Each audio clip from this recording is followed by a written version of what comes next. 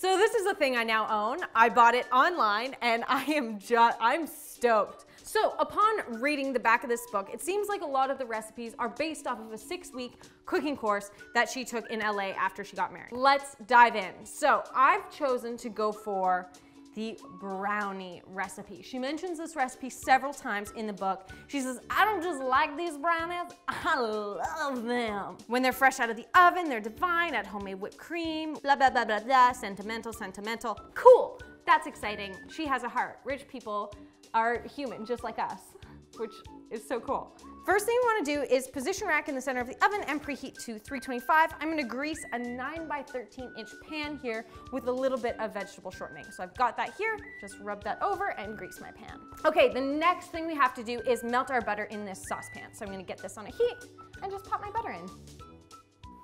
We'll just give that a stir, get it nice and melted.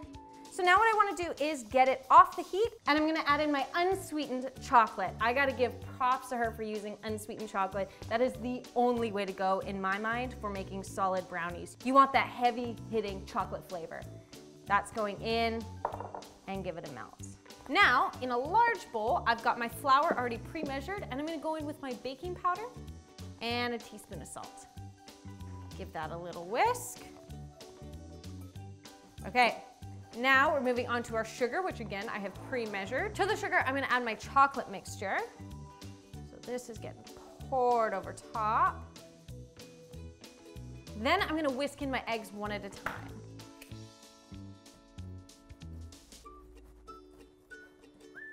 Great, now all I have to do is add the vanilla and give that a quick mix. And now we're gonna combine the flour mixture with the sugar mixture. And she says, do not whisk. And I get that. That's a great tip because it would be a much more challenging effort. Okay, and then the final step is mixing in 2 cups of semi-sweet chocolate chips, which we always have to test for safety. On the off chance that you get a bad batch, have you ever had one? No, probably not.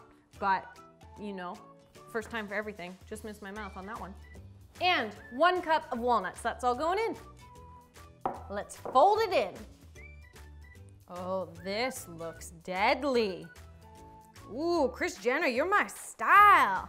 That's my kind of brownie mix. Let's get this into our container here. Oh, I'm gonna like these, I think. Yeah, I'm a believer, Kris. Now these are gonna cook for 23 minutes at 325. BRB, bitches.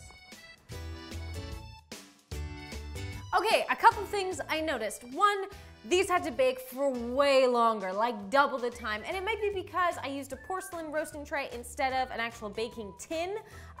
Regardless, they're still kind of goopy, so I would probably bake them for double the time. The other thing I noticed is that she says she cuts it into 20 portions. Are you kidding me? I got 6 brownies out of this. Ain't nobody getting 20 portions unless they're like, what? Anyway, let's give it a try.